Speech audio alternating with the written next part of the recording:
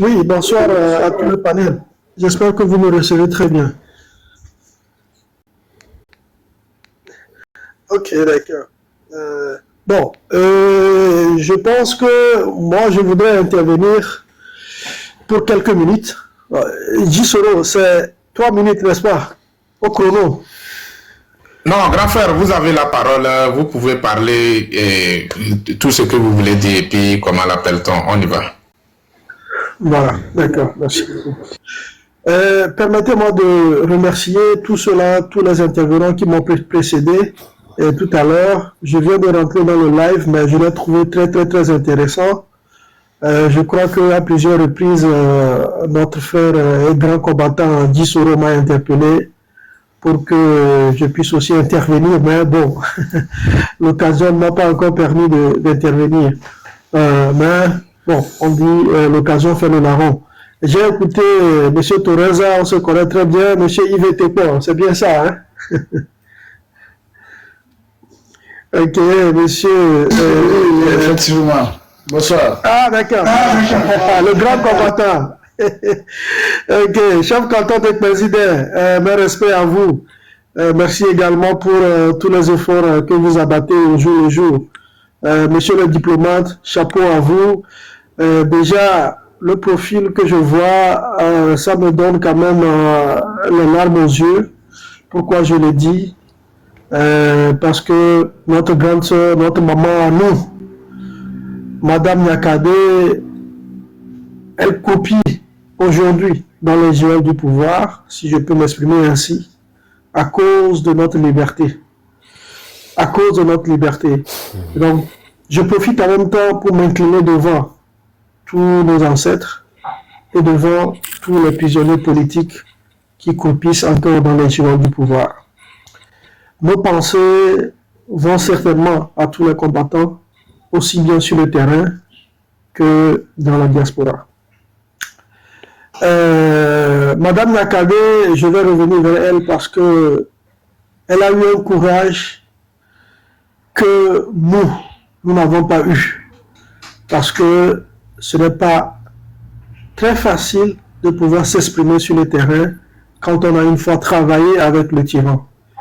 Elle a occupé un poste très, très, très, très important, un poste qui n'est pas de moindre, celui qui consiste à diriger les forces de sécurité qui constituent un pouvoir au sein de l'appareil sécuritaire de notre pays. Madame Yakade, de là où elle est, nous allons lui souhaiter beaucoup de courage. Beaucoup de courage, beaucoup de détermination et de ténacité. Et qu'elle n'a qu'à savoir que nous qui sommes dehors, nous ne baisserons jamais les bras. Nous allons lutter jusqu'à la dernière goutte de notre sang pour la libération de tous ceux-là qui sont emprisonnés dans les geôles du pouvoir. Aussi bien dans les villas qui sont disséminées un peu partout dans la ville de Lomé. Parce qu'il n'y a pas que ceux-là qui sont dans les prisons qui sont emprisonnés. Il y en a encore des personnes qui sont emprisonnées dans les villas de ces soi-disant barons du pouvoir. On n'en parle pas beaucoup, mais c'est une réalité qui est sur le terrain. La lutte, est-ce qu'elle va aboutir un jour ou l'autre? Oui, la réponse est oui. La lutte, elle aboutira, malgré les péripéties, malgré les embûches qui sont parsemées devant nous. Nous devons y croire. Nous devons y croire, quelles qu'en soient les circonstances. Il y a un adage qui dit que plus la lutte est longue, plus la victoire est belle. Voilà. Donc, chers combattants, ne nous désarmons pas. Non. À un moment donné de l'histoire, on pense que le fardeau devient très lourd. Est-ce qu'il faudra abandonner ou continuer? Oui, la réponse est non, il ne faut pas abandonner parce que si vous abandonnez, tous les efforts que vous et moi avions fait depuis le début seront alors à terre. C'est comme vous commencez donc de construire une maison. vous avez la fondation. Après, vous montez donc le mur jusqu'à la dalle. Et après, vous dites, ah, oh, vraiment, ce travail-là que j'ai fait, je n'ai plus besoin de ça. Je vais tout casser. Voilà. Donc, cela voudrait dire qu'il faudra recommencer à zéro. Est-ce que c'est ce que nous voulons? Non. Pas du tout. Pas du tout. Nous voulons avancer, malgré les difficultés que nous avons en face. L'ennemi, il n'est pas serein. Ça, je vais vous le dire. L'ennemi, il n'est pas serein. Et l'ennemi qui est commun à nous, c'est celui-là qui constitue la minorité dont nous parlons de jour en jour. 5% de la population du pays qui a embrigadé ou pris en otage les richesses de notre pays au vu et au su de tout le monde. Les 95%, qu'est-ce qu'ils font? Ils sont là, aussi bien sur le terrain qu'au sein de la diaspora. Est-ce que ces gens-là ne peuvent rien faire pour pouvoir mettre de côté les 5% de la population? Et je dirais oui, ils peuvent faire quelque chose. Mais qu'est-ce qu'il manque? Qu'est-ce qui manque? C'est le courage, tout simplement. C'est le courage, parce que il n'y a pas de lutte sans risque. Les risques peuvent être multiformes. Voilà, quand je parle de multiformes, voilà, les risques peuvent être humains, les risques peuvent être physiques, peuvent être financiers, etc., etc. Mais est-ce qu'il y a des gens qui veulent prendre certains risques? Est-ce qu'il y a des courageux? Est-ce qu'il y a des braves pour pouvoir prendre ce risque-là? Afin de libérer toute une nation. Oui, ces gens-là, ils sont là.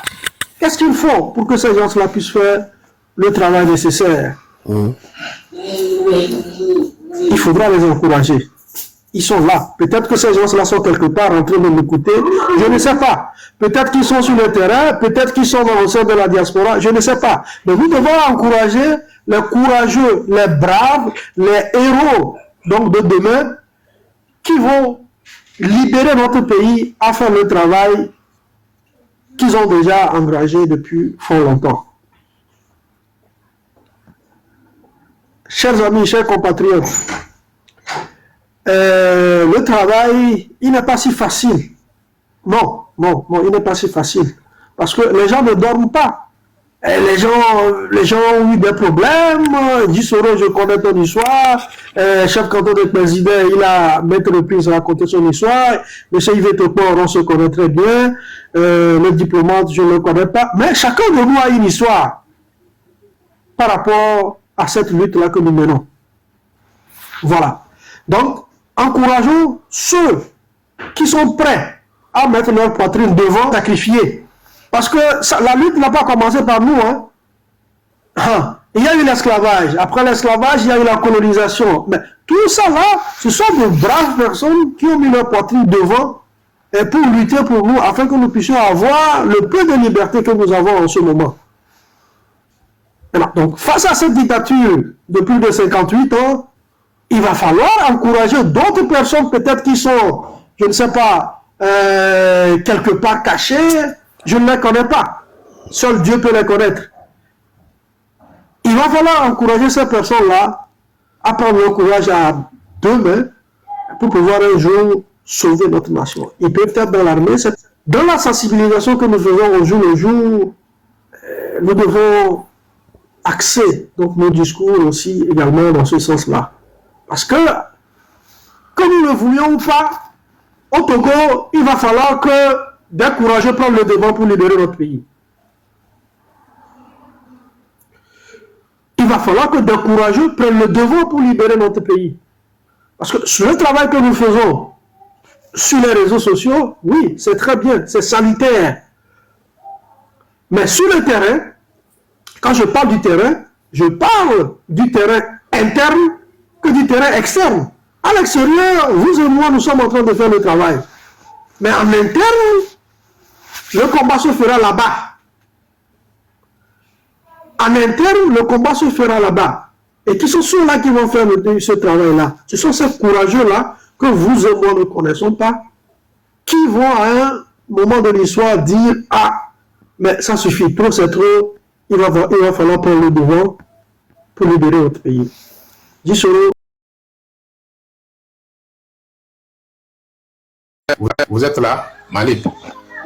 Oui, merci beaucoup à Chef Canton pour, je pense que son message, le message est passé. Franchement, le Togolais doit comprendre que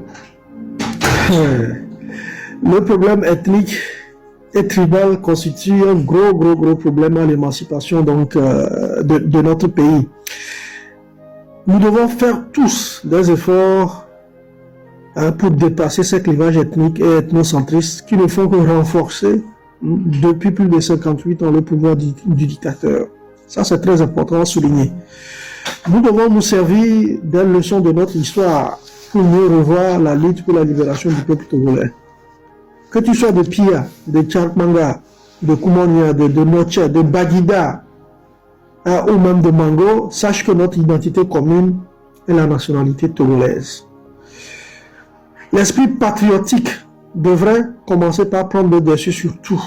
Personne ne viendra faire une chasse aux sorcières, mais nous devons garder dans l'esprit que l'alternance au sommet de l'État constitue l'un des fondamentaux de la démocratie, de la paix et de la cohésion sociale.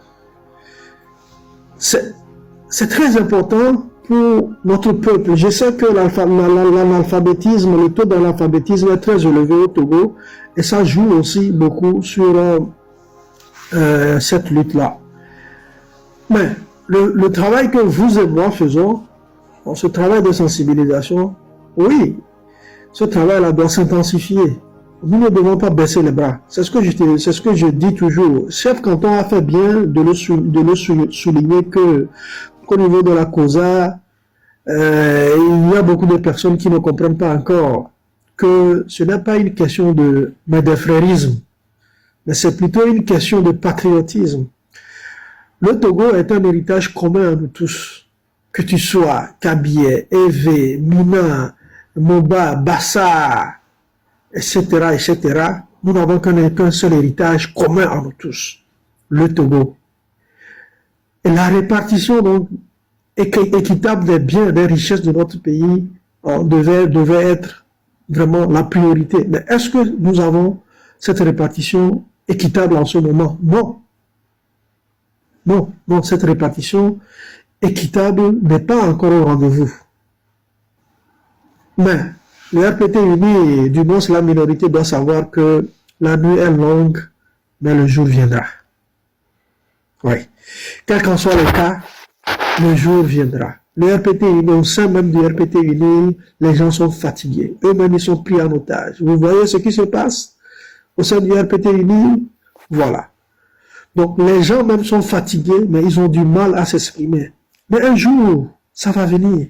Ça va venir parce que le seul problème du Togo, c'est cette famille-là qui est au pouvoir. Et une famille qui a été adoptée par empathie par mes propres frères Kabyé de la COSA. Chef Canton vient de dire que, voilà, il fait partie. Donc, et ses ancêtres sont ceux-là qui ont adopté la famille et qui ont adopté Yadema. Donc, c'est quelque chose qui est connu de tous. Et nous appelons encore, et nous lançons encore cet appel solennel à tous nos frères Kabyé de la COSA de revenir à la raison, parce que la famille Gnassingbé ou bien frère Gnassingbé fait du mal à tout le monde. Il n'y a pas que les autres ethnies. Bacha Gnassingbé, il est en prison depuis combien d'années? Le général Kadanga, qui fait partie de ceux-là qui ont soutenu Faure Gnassingbé en 2005. Ceux-là qui ont joué un rôle très important dans la répression des populations, dans les événements post-électoraux d'avril et mai 2005. Ils sont où actuellement? Les généraux Tidjani. Ils sont où actuellement? Les généraux Nandja. Hein? Et les autres généraux, le Bassar, là, comment j'oublie encore son nom, ils sont où? Ils sont où actuellement? Donc, nos sœurs, Amavi, elle de quelle ethnie? Elle n'est pas Kabyé, mais elle est où? Elle n'est pas victime donc de la dictature. Voilà. Donc le problème que nous avons est un problème commun. La seule personne que nous devons chercher tous à dégager du pouvoir pour que le pays reprenne, donc, disons, sa forme, c'est Faure Gnassingbé. Nous devons nous unir pour le mettre de côté. Parce que si nous ne le faisons pas, nous sommes tous pris en otage pour des années et des années. Parce que nous avons aujourd'hui un président du Conseil des ministres qui a un mandat illimité, alors qu'il ne fait rien pour le pays. Qu'est-ce que Faure Gnassingbé peut encore prouver aux Togolais? Les 20 ans qu'il a passé à la tête du pays, il n'a fait que perdre le temps aux Togolais. Et il veut continuer à faire perdre le temps aux Togolais encore pour combien d'années? Voilà. Donc, nous, les Togolais, nous devons revenir à la raison et savoir que le problème que nous avons aujourd'hui, ce n'est pas un problème d'ethnie. Ce n'est pas un problème de médefrénisme, mais c'est un problème qui dépasse l'intérêt supérieur de la nation. C'est le Togo. Je vous remercie. La patrie ou la mort, nous devons nous lever. Merci. Merci de m'avoir donné la parole. Je voudrais quand même rebondir par rapport à ce que notre sœur vient de dire tout à l'heure. Merci vraiment pour le coup de gueule, ma sœur. C'est un témoignage très poignant à l'endroit donc de nos frères militaires, parce que nos frères militaires ont un rôle très important à jouer dans ce qui se passe actuellement. Voilà. Qu'est-ce que moi je voudrais dire? Vous savez, le Togo souffre actuellement parce que il y a une minorité, comme nous le disons toujours, qui a décidé de s'accaparer du pouvoir et de le conserver aussi longtemps que possible. Actuellement, les gens sont persécutés, aussi bien psychologiquement et moralement. Les enfants que nous avons vus tués pendant les manifestations de juin de cette année, les enfants qui se sont fait violenter devant leur mère pendant leur interpellation, je veux parler des enfants de Amavi et autres, tout ça constitue donc des crimes impunis qui, dans un pays normal, ne devraient pas se passer. Les gens voient leurs enfants se faire tuer, mais ils sont incapables de parler. Les gens voient leurs enfants contraints à l'exil, mais ils sont incapables de parler. Comment est-ce que les gens peuvent-ils vivre dans ces conditions-là, dans la paix? Posons-nous des questions. Hein. C'est-à-dire que c'est une question que je me pose à moi-même et je voudrais que tout le monde se pose la même question, y compris la minorité pieuse et qui est en train de nous faire vivre tous ces malheurs-là. Le président Fidel Castro disait, même les morts ne peuvent pas reposer en paix dans un pays opprimé. Est-ce que le Togo n'est pas un pays opprimé? Est-ce que le peuple togolais dans sa majorité n'est pas opprimé? Nous venons donc de le témoigner avec des preuves. Il y a des milliers de personnes qui sont entassées dans des conditions inimaginables, dans des conditions très déplorables dans les prisons de Lomé et périphérie, y compris dans les prisons donc, de l'intérieur du pays. Les auteurs de ces actes barbares et ignobles, qu'est-ce qu'on fait de ces gens-là? Non, ils circulent librement dans le pays. Mais ils sont aussi persécutés psychologiquement, hein, ne l'oublions pas. Car ils savent que toute chose a une fin. Et ils ont peur de ce jour final. Est-ce que ces gens-là aussi vivent dans la paix? C'est une question que je me pose et que je pose aussi au panel. Non. C'est-à-dire, ceux-là, même les oppresseurs, ne sont pas en paix. Les opprimés ne sont pas en paix. Les oppresseurs ne sont pas en paix. Je voudrais parachever là en disant quoi? Houphouët-Boigny nous a dit, la paix n'est pas un mot, mais un comportement. Le pouvoir unit pendant où RPT uni, pendant plus de 58 ans, nous a chanté la paix. Le Togo est un pays de paix partout. Est-ce que c'est le cas dans la réalité? Qui tombe qui, mes amis? La paix ne signifie pas seulement circuler librement. Non, non, non, non. La paix se traduit dans le physique, dans le psychologique, dans le mental et dans l'environnemental. C'est ça la vraie paix. Et qu'est-ce qu'il faut faire si nous voulons rétablir la vraie paix? Et si nous voulons assurer la liberté de chaque citoyen? Si nous voulons reconstruire un pays que j'appellerais Togo nouveau, une expression que j'ai utilisée en 2008 sur la radio Canal K a voulu être lors d'un débat.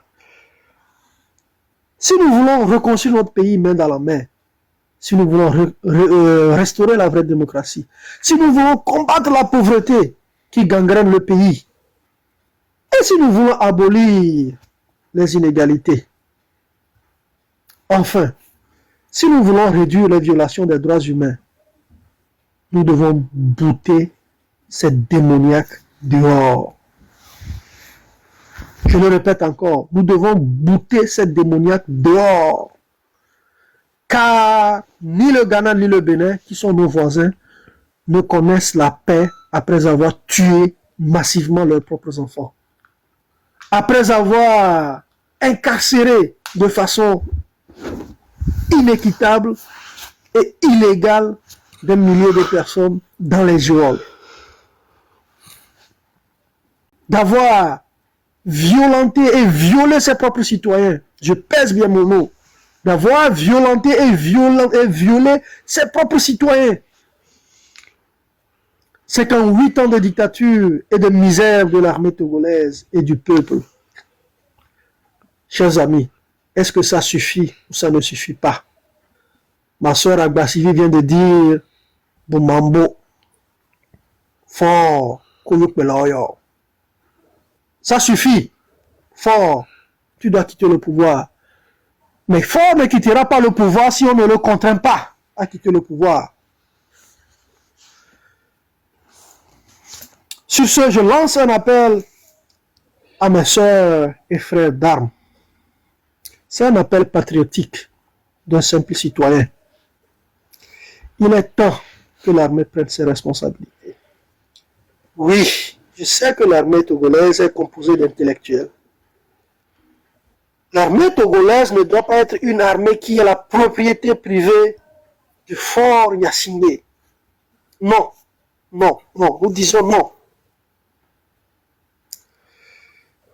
Nous savons qu'il y a des hommes très éduqués et très intelligents, tant au sein des officiers que dans les soldats de rang. Oui, je sais que mes frères et sœurs sont en train de faire leur travail patriotique. Oui, je vais le dire ainsi parce que le travail qu'ils font, c'est un travail patriotique. Puisqu'ils ont prêté un serment. Et ce serment-là, c'est celui qui consiste à défendre la couleur de la nation. Dans l'armée, il n'y a que la discipline. Les gens exécutent des ordres. Mais nous avons en ce moment la malchance d'avoir des personnes mal intentionnées, maladroites, des personnes démoniaques qui donnent des ordres antipatriotiques. Par ailleurs, nos soldats, qui le veuillent ou pas, sont obligés ou forcés d'obéir à certains ordres. Est-ce qu'ils ne peuvent pas dire non? D'aucuns me diront, oui, ils peuvent dire non, mais avec des conséquences. L'ennemi du peuple n'est pas toute l'armée, mais Fort Gnassingbé, sa minorité civile et militaire, qui s'accroche au pouvoir par tous les moyens, en terrorisant et en réduisant la majorité de l'armée misérable sous silence.